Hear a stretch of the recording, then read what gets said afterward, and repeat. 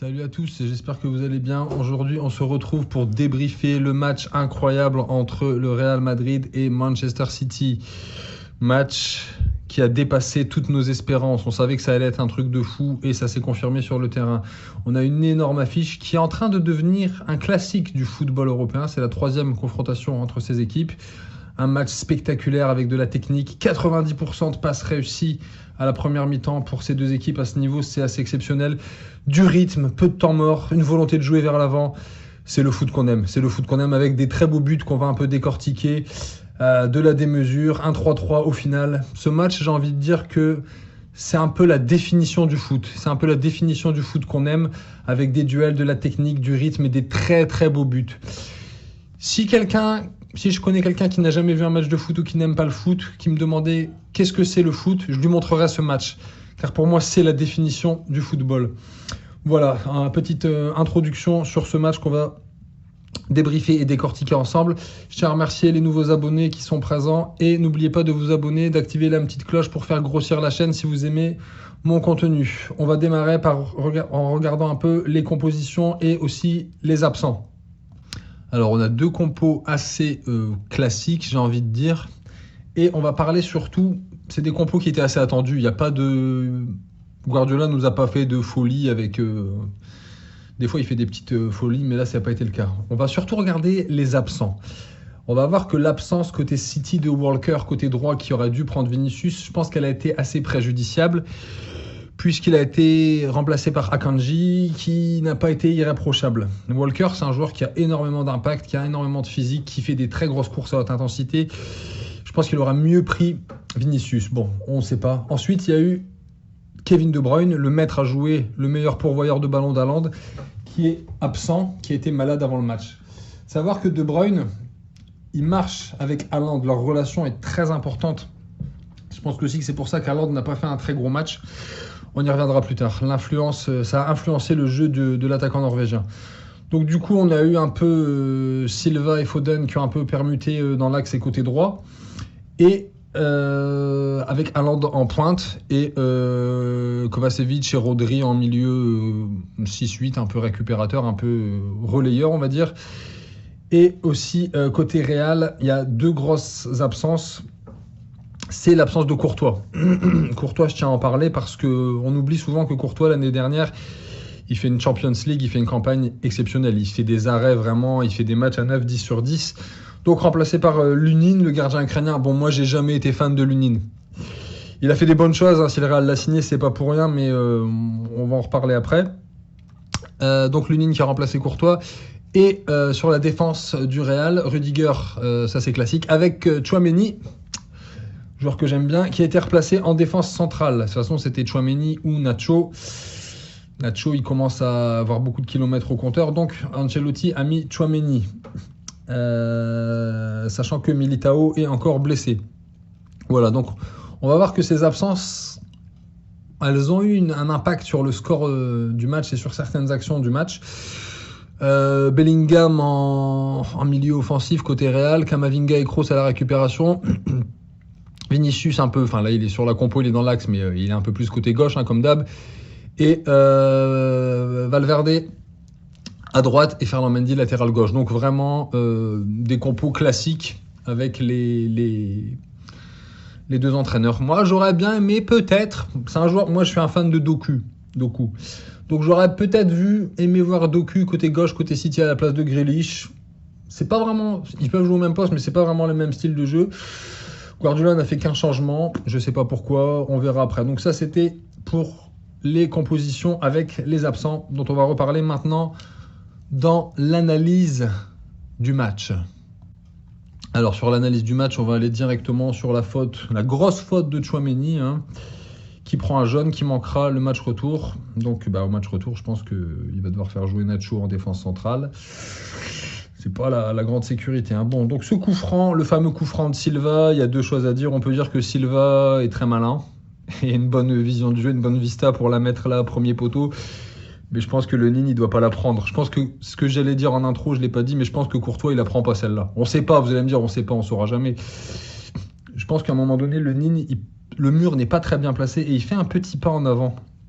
Et ce petit pas en avant lui empêche d'avoir la détente optimale pour aller chercher le ballon à ras de terre. Je pense que Courtois n'aurait pas fait cette erreur. Voilà, bon, on ne sait pas, maintenant c'est comme ça, c'est fait. C'est le footballeur. Excellent match de la charnière centrale du Real, je vais les mettre ensemble. Rudiger et Caraval. Énorme match de Rudiger qui a bien pris Haaland. Il lui a collé au basque au niveau physique. C'est Rudiger qui a imposé le rythme à Haaland, c'est pas l'inverse. Haaland, il n'aime pas ça. Refaites-vous la finale de la Champions League contre l'Inter, c'était Acerbi, il prend Haaland, il le colle au basque. Il a du caractère, il l'empêche de démarrer. Haaland, il déteste ça. Il déteste ça parce qu'Haaland, il mesure 2 mètres, il a besoin d'espace un peu pour démarrer sa course. Il ne s'est pas éliminé dans les petits périmètres, Haaland. Donc une fois qu'on l'a bien pris au basque, Rudiger lui a montré qu'il était là tout de suite. On a vu qu'Haaland a été tout de suite en difficulté. Très bon match de Camavinga aussi, surtout sur la première mi-temps. Des bonnes sorties de balles, des passes justes, des belles interventions. Donc une première mi-temps très bien, très rythmée. 2 équipes qui se rendaient coup pour coup. Ensuite, voilà, le but de Camavinga, bon, elle est détournée. Elle est détournée, il peut rien faire. Il peut rien faire le gardien. Ok, contre son camp. Moi j'ai trouvé un Rodri moins tranchant, moins fin, moins à l'aise dans ses déplacements que d'habitude. Voilà, j'ai trouvé que Rodri a été un peu moins rayonnant, surtout en première mi-temps. Alors ensuite, on va voir l'intelligence de Rodrigo sur le déplacement avec Akanji qui le laisse démarrer. Si tu laisses démarrer Rodrigo, c'est fini. Il a 2 mètres d'avance, il les a conservés avec le ballon. Il a glissé le ballon juste dans tout le petit coin à ras de terre, juste où il fallait. Donc on a senti une équipe de Manchester City moins dominante, comme je disais, à l'image de Rodri, même s'ils avaient la possession. Et ensuite, on a eu une magnifique égalisation de Phil Foden dans l'axe, une superbe frappe du gauche avec une passe de Bernardo Silva. Mais aussi, alors si vous regardez le but de Foden, il y a la passe de Stones avant. Stones, qu'est-ce qu'il fait là ? Stones, il reprend son rôle hybride de Guardiola, qui était ici, il était aligné défenseur central. Ce rôle de 6 un peu hybride qui vient s'insérer au milieu, qui vient amener un surnombre, justement pour créer une passe en plus, qui vient amener le surnombre et qui permet justement à Foden, qui en plus Foden est dans la forme de sa vie, de marquer ce but aussi. Je pense que ça a joué. Donc après la 65e, j'ai l'impression que City s'est remis la tête à l'endroit et que le Real essayait de marquer des contres. Et ensuite, on a vu le superbe but de Guardiola, le latéral croate, qui met vraiment une frappe exceptionnelle. Alors, on va continuer l'analyse de cette fin de match. On va parler un peu des déceptions. 2 grosses déceptions sur ce match, pour moi, c'est Haaland. Haaland, c'était pas lui, c'était pas, comme j'ai dit sur Twitter, c'était pas lui, c'était son cousin.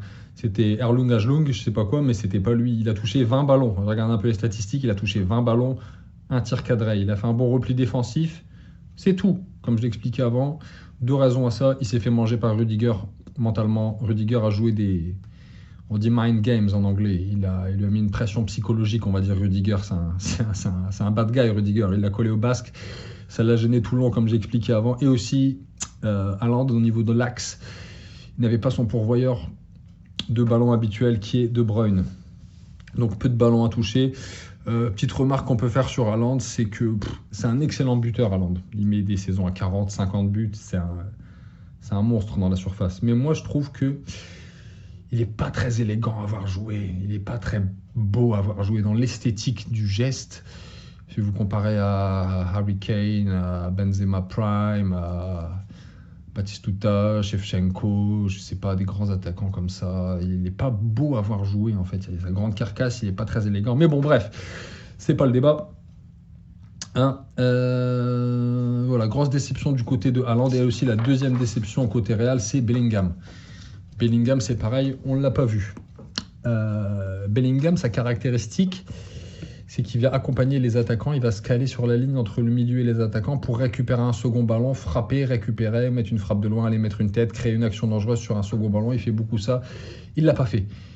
Il n'a pas accompagné les 2 attaquants qui étaient Rodrigo et Vinicius. Est-ce que c'était une consigne d'Ancelotti, sachant que City allait avoir le ballon et mettre la pression au milieu de terrain, qui sont forts au milieu de terrain, peut-être, ou est-ce que juste il n'était pas en forme? C'est pas mis entre les lignes, donc bon voilà, déçu de Bellingham. Il a failli mettre un beau but, mais début de deuxième mi-temps, je crois, il l'a pas mis, donc bon, très déçu de Bellingham. Je m'attendais à mieux de sa part, mais bon voilà. Et ensuite, ce que je tenais à dire aussi, c'est qu'on a vraiment vu ce que je disais avant, la définition du foot. On a vu que des très beaux buts. Si vous regardez le dernier but, Vinicius il déborde à gauche, Valverde il arrive à droite, boum, reprise de volée magnifique avec Modric au début, à l'initiative de l'action. C'est Modric qui la donne à Vinicius côté gauche, qui la donne à Valverde qui centre, qui arrive côté. Il centre de la gauche vers la droite pour le but du 3-3. Un match incroyable qui s'est terminé par un 3-3. Donc encore quelque chose à dire. J'aurais bien aimé que Guardiola fasse plus de changements. J'aurais bien aimé par exemple voir Jérémy Doku côté gauche à la place de Grealish. Grealish qui fait plutôt un bon match, hein. Il fait du Grealish, il n'y a pas de problème. Mais Doku, c'est pas le même style de jeu. Doku est plus percutant. Je pense que Doku a une palette plus large que Grealish. Doku, il peut jouer court, il peut jouer long, il peut repiquer intérieur, il peut côté gauche frapper avec son pied droit. Il sait jouer court, il sait jouer long. Il est plus dribbleur, il est plus percutant. Il défend plus aussi que Grealish, je pense. Donc Guardiola n'a fait qu'un changement. Bon, bah, je suis pas dans la tête de Guardiola, j'ai rien à apprendre à Pep Guardiola au foot, je pense. Hein. C'est l'inverse, clairement. Peut-être que Doku aurait pu, par sa mobilité, libérer plus d'espace pour Haaland. On ne sait pas, on le saura jamais. Je vais pas, encore une fois, je vais rester très humble par rapport à Pep Guardiola. Hein. Moi, j'ai pas mon prime quand j'ai joué au foot. C'était de la PH à l'époque, je crois. C'était la 9e division, donc je n'ai pas grand-chose à apprendre à Guardiola. Donc on a un match qui est très ouvert pour le retour. Moi, je mettrais une petite pièce sur City. Alors ne pariez pas avec mes pronostics parce que je suis pas un bon pronostiqueur. Hein. Ça, je préfère. Je pense qu'en analyse, je suis pas trop mauvais, mais en pronostic, je suis pas bon. Je pense que De Bruyne sera là au match retour. Un gros game changer. Aussi, Manchester City a plus de bancs. Doku, Alvarez, Walker. Walker sera sûrement là. Tchouaméni sera suspendu. Ça, c'est quand même problématique parce que tu vas devoir faire jouer Nacho. Et Nacho, il n'a pas été exceptionnel, il n'est pas terrible cette année. Donc on peut dire que c'était peut-être le match de l'année pour l'instant. En attendant le match du PSG et Barça ce soir, qui sera peut-être tout aussi fou, on l'espère. Voilà, c'était mon analyse du match. J'espère que cette analyse vous aura plu. Kroos aussi, je n'ai pas parlé de Kroos, mais il fait un bon match. Hein, des longs ballons, les longs ballons de Kroos, c'est toujours. Je parle un peu de Kroos parce que j'adore ce joueur. J'en ai pas parlé parce que. Mais Kroos, il est monstrueux. Quand je vois Kroos jouer, je vois Pirlo jouer, je vois Xabi Alonso, je vois Steven Gerrard de la grande époque. C'est la capacité de passe longue dans le bon timing, c'est exceptionnel. Bon bah voilà, ça sert à un nouveau sur Kroos. Donc voilà, j'espère que cette vidéo vous aura plu. Après ce match de l'année, ce match fou, ce clash entre Sangoku et Freezer, on va dire. Et voilà, n'hésitez pas à vous abonner, à mettre un pouce, à commenter si j'ai oublié quelque chose. Abonnez-vous les amis, ça me fera plaisir. Et on se retrouve bientôt pour de nouvelles vidéos de football. Salut à tous, bye.